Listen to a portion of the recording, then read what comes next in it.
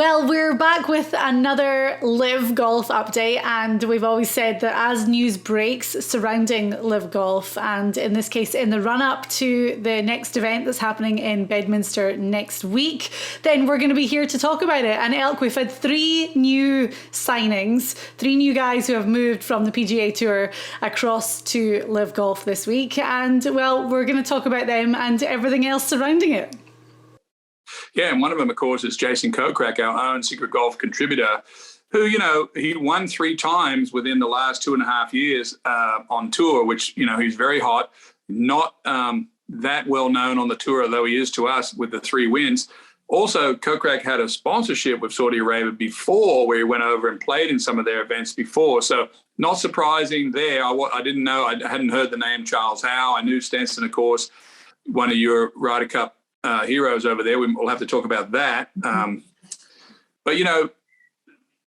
I think, Diane, a way to summarize this in the beginning was a lot of people thought that the LIV product wasn't going to be any good. And it is good. And things are happening. And, yes, there's things about 54-hole shotgun starts, but they have a counter to that. I mean, they're going for when you read what they're trying to do over there, they have a different idea of who they're trying to attract. They're trying to attract my son's group in the 30s and 40-year-olds, where the tour is more fixed on the over 65 is their current market.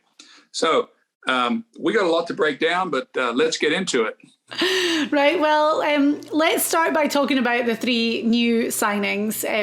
Jason Kokrak, as you mentioned, no big surprise because he's been wearing Golf Saudi sponsorship for quite a while now, and the writing was kind of on the wall with that one. So for someone like Jason Kokrak, as you say, the last kind of year and a half has just been pivotal in his career, getting 3 wins under his belt, and now moving across. He's good friends with Pat Perez, so I'm sure these guys, obviously these guys are talking, and guys from the PGA Tour are seeing what's going on, hearing what's going on, and if their friends are part of it, then they're obviously getting some great insight right away. Charles Howell III, again, I hadn't heard that rumour either, so that's fine, it is what it is. But let's get right into Henrik Stenson, who, before the official LIV announcement came yesterday, the Ryder Cup Europe team put on their social media channels that basically he was no longer captain. And by agreeing to go to LIV, then his captaincy was gone. What did you make of all of it yesterday, bearing in mind that later in the day Stenson put out his own statement? Well, as you know, I don't have a dog in the Ryder Cup fight as not intently as you and the Americans do. Mine falls more in Australia with the President's Cup. However, I know how important it is to Europe, and it's certainly a blow, but I think there was a number of blows. There was, Garcia would have been a future captain. Poulter was going to be a future captain. Westwood was going to be a future captain. Martin Kamer was going to. There's 4. And now Stenson, of course, would probably be the 5th. So maybe a generation of captains have gone through. Will that survive that? Will the Ryder Cup be able to survive it? I think so. Although we talked on this very show about the DP Tour now being involved with the PGA Tour, and there's 10 cards now that come from straight off the DP Tour, and they get their card in America. What will that do to the Europeans, guys, that are trying to build that alliance? I talked to you on this very show about when Ballesteros was young and Woosnam and Sandy Lyle, all these guys. Would they have just jumped straight away and gone to America if they were the hot new player in Europe? Mm-hmm. So very, I'm not surprised, of course, Diane Stenson loses out on that. He said he didn't want to, but, of course, it was out of his hands. And he had made his feelings about LIV pretty clear from the get-go. And, it wasn't a surprise to hear that his name was confirmed by LIV Golf. I think the bigger surprise was looking back to what he said in March when he was given the Ryder Cup captaincy and it was all announced, and he spoke about just what a great honour it was. And I think those comments have maybe come back to bite him on the bum a little bit, in that a lot of people highlighted them yesterday and they were like, well, what's changed in this very short amount of time? Knowing fine well, in his statement he did say that he didn't want to give up the captaincy and he was hoping that this was a world where the two could coexist. I mean, come on, like we all knew that wasn't going to be an option, but did he pick the money over the honor? Well, the answer to that question is easy. He's over there with LIV now. So he wrote in his brief that it was a commercial deal, right? He was thinking about the money. I don't know what the number was. Do you know? Was it 40 million or something like that? I don't know. I haven't really heard too much about what his number was. But then, I mean, Stenson hasn't been playing great golf. The main appeal to Stenson right now is the fact that he was Ryder Cup captain. And again, he's got a lot of his buddies playing on LIV Golf too. So the captaincy had to increase his value, surely.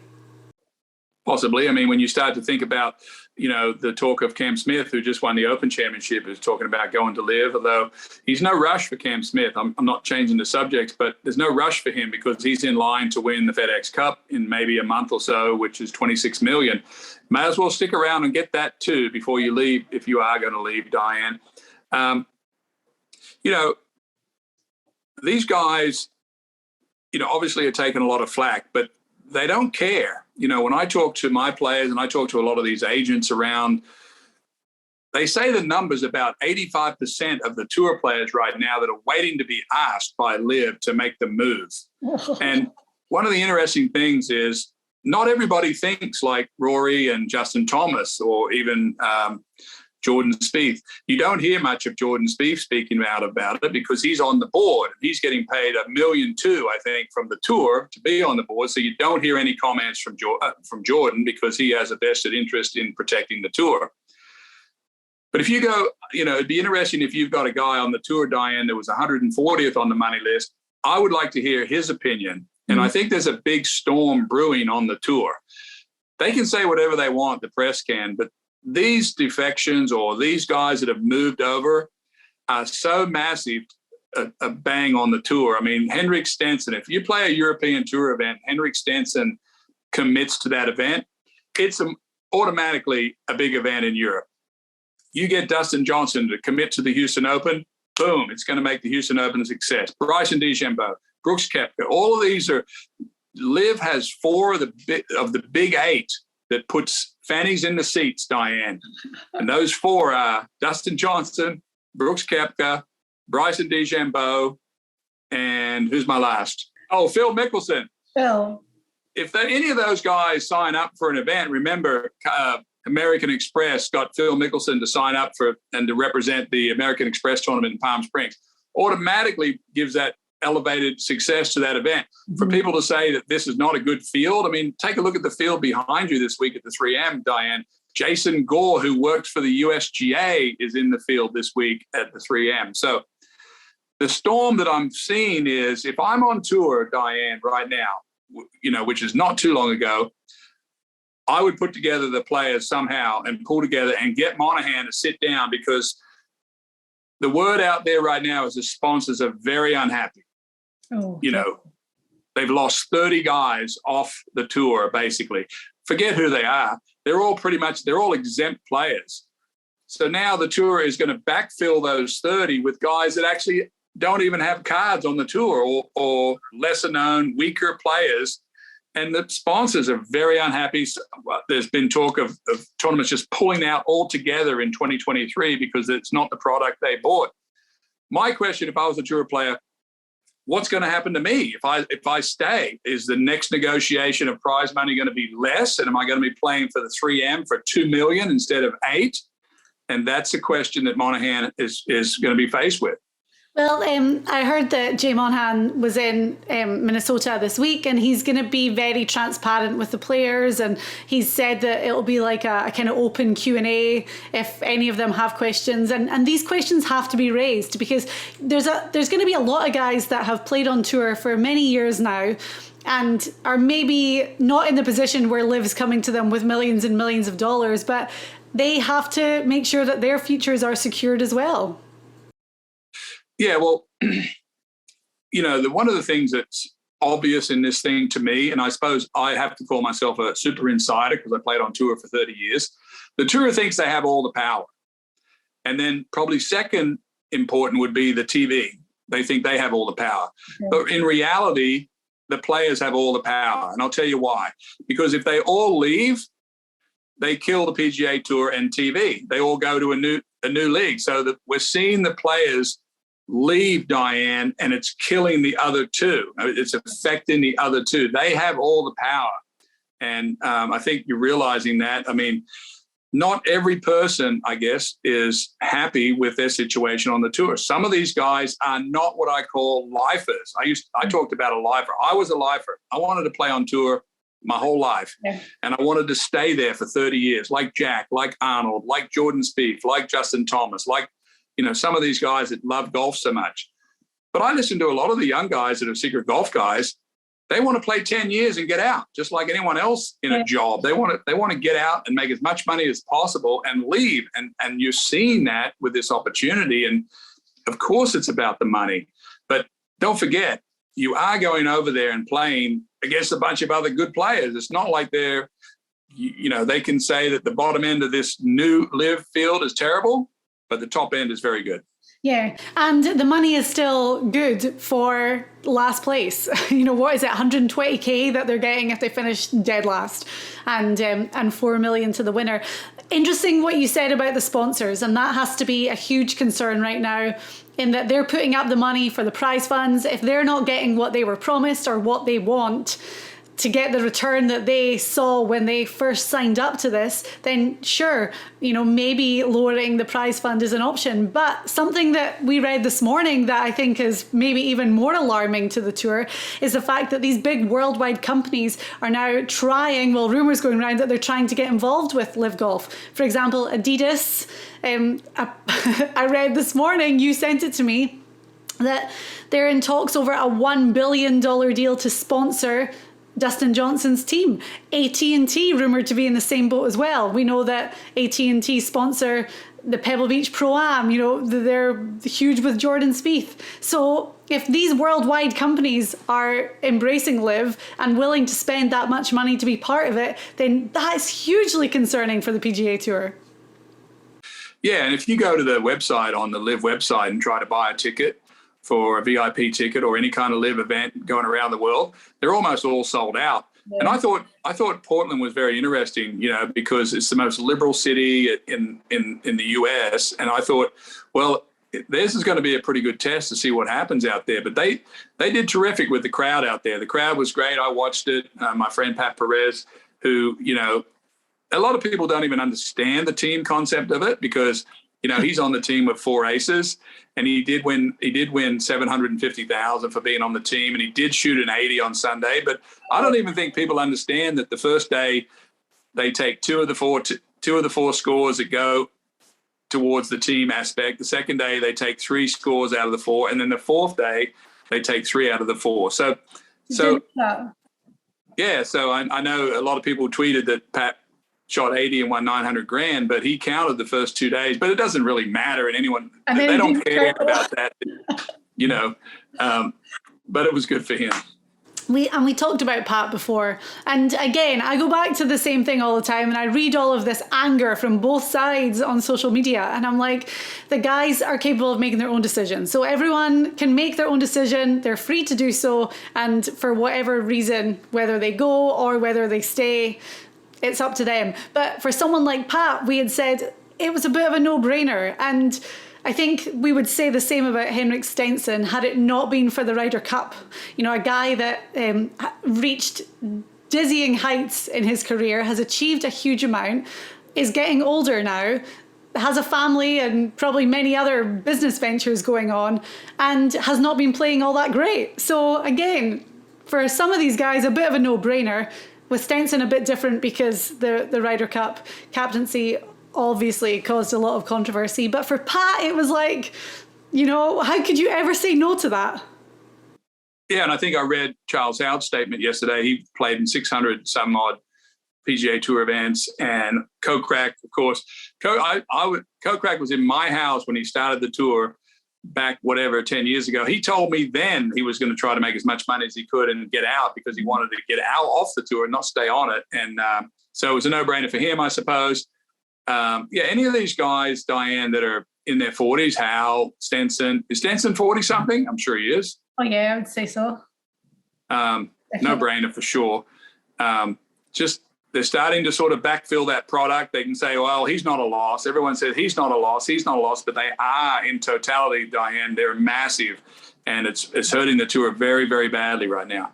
There have also been rumours circulating. You mentioned Cam Smith. There's been rumours about Hideki. There's a few other guys that there's still question marks over. But do you think that's the position that a lot of them are in right now, in that, especially Cam, there's so little time left in the PGA Tour season before the playoffs begin? He probably won't play again until the first round of the playoff events, and he's in a prime position to go and make a whole ton of money there. Yeah, Cam's sitting pretty. He's coming in second in the FedEx. There's $26 million up for grabs in the FedEx Cup. So absolutely, if Cam's smart, he would stay right where he is. He doesn't have to do anything right now. He said he wants to play in the President's Cup at Quail Hollow. Yeah.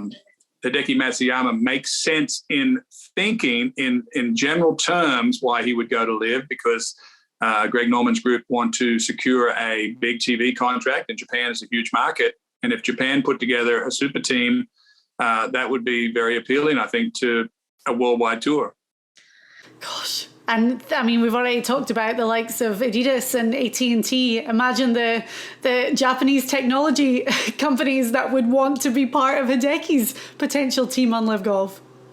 Yeah, so there's only two ways that I see it going from here, Diane. One is the tourists don't ever talk to one another, and the PGA Tour is not going to be able to keep increasing their prize money. I don't think the sponsors are not going to keep climbing on board when the best players are leaving. If they lose Hideki, Cam Smith, talk of Adam Scott or Mark Leishman, that then you've got a huge problem. The tour may finish up may go back 30 years in prize money back to playing for $5 million or $3 million, and that's what it's going to be. And they're going to have this super tour over here playing for all the huge money. That's the only two ways they go. Now, Ernie Els came out, Retief Goosen came out this week and said, hey, I think there's a way they should.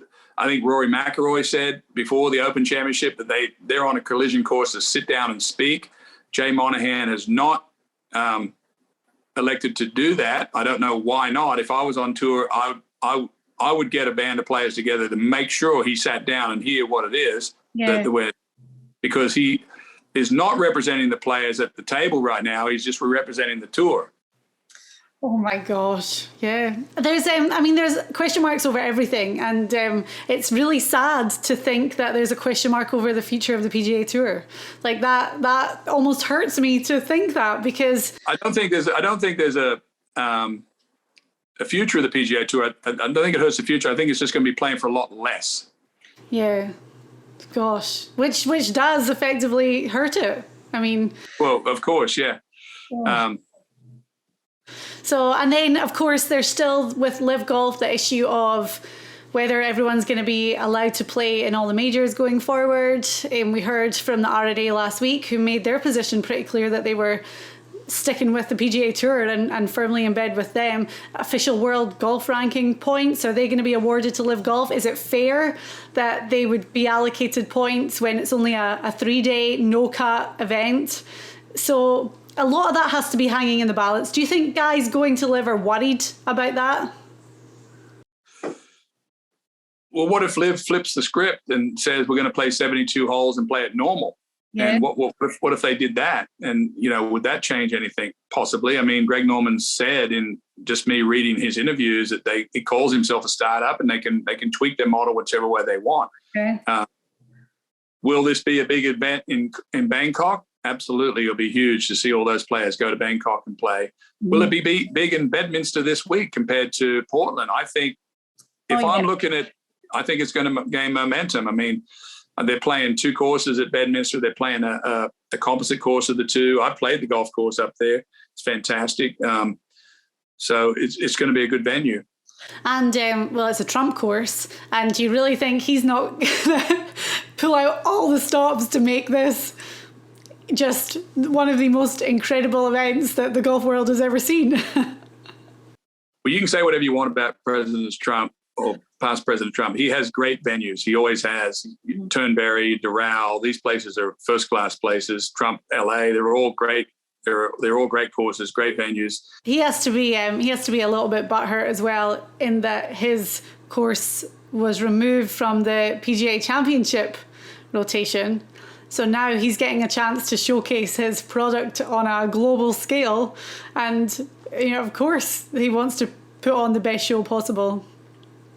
My son, Sam, yes, of course. My son, Sam, is going to be at the LIV event next week up there. He has a new job and he's working, with a company out of Philadelphia in golf travel, all access. And he's going to drop down as Pat Perez's guest. And now maybe Kokrak, Jason Kokrak and Sam, when Sam was little and Kokrak started the tour, I remember dropping Sam off at the Redstone Club when Sam was about, 14, 13 years old, when Kokrak had a 650 tee time.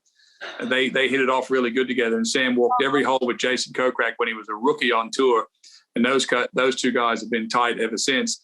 And of course, Pat Perez has grown up with Sam since he was a little boy. So we're going to put Sam on this show next week, Diane, and give us an on the ground LIV update. He's got to work for that VIP ticket next week for sure, and we want to hear from him everything that's going on. You had spoken to Pat Perez's caddy, just about how well they were treated out there too, which is a huge thing for them. So we're going to gather more information. I think that the more events there are, the more names that go, the more we see it. It's just, as you said at the start, this is not going away. This thing is only going to get bigger and bigger and bigger. Yeah, I mean, the product, like I said, if you go on the website, Diane, and try to buy a ticket to a LIV event, they're almost sold out, or they are sold out all the way to October in Miami, which I think I'm going to go, and you're going to come with me. Okay. We're going to go to Miami. Some of their VIP tickets are over there are very expensive, but they're sold out. They have, these sushi bars and their hospitality, cigar rolling station, massage tables. They have all this stuff. It's just a different product. They have huge concerts at night with huge acts that people are dying to see. They're going for it. There's no doubt about that. So, and you'd think as well that a broadcast deal is coming. Who knows what platform it's going to be, but right now the only way you can watch is on their website and through YouTube Live. So for me, I think that I'm more involved in what's happening in the run up to the tournament, and then once play begins, I feel like I'm not even bothered. I'm not keeping up with it. I don't really know what's happening, but that's the area that's going to change for sure. Yeah, there's no doubt. I mean, I think they're angling for that for sure, and I think it's all political at this point. Who's going to step forward first? You mentioned that Adidas or AT&T possibly sponsoring team. That could be. It may not be true, but they will finish up. Diane, look, they got 150,000 people in 2 weeks joined them on Twitter. There's certainly no interest in LIV Golf when it comes to the fan. They're out there. We saw them in Portland. I was at the golf club with my wife and kids, and we were watching on the big screen because we were following Pat Perez, who's a close friend of all of ours. And all the people in the club were like, what is this? And I told them this was the LIV event. And they said, well, why are you pulling so hard for Pat? And then I showed him the scoreboard down the left, and he was on the 4 aces team. And I told him what was at stake for those 4. Okay. And they all really got into it. And they were watching it all the way to the end, probably about 40 or 50 people in the bar. And they thought it was pretty damn cool watching the team event coincide with the individual. And when Carlos Ortiz made that long putt on the last hole and all of his team ran around made each one of them $250,000, by the way. It was very exciting to people to see that. And for those that think that the LIV Golf product was going to fizzle, it hasn't fizzled. It's not a bad product. It's great. Okay. All right. Well, people want to know about it too, because anytime we talk about it and post a video or a podcast about it, the clicks are through the roof. So it's grabbing everyone's interest and attention, and there's new developments every week. The event's happening next week, so I'm sure there's going to be a lot more to talk about then.